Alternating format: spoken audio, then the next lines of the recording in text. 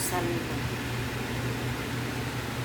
Ito naman, yung curry.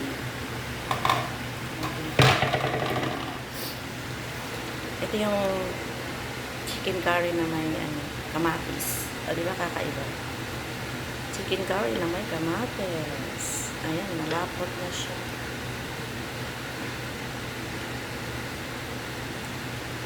Tamang baon na. Magbabaon kasi mga amin. Ayan, saktong pananghalian na yan. Ito naman yung flat noodles. Hamo-hamo.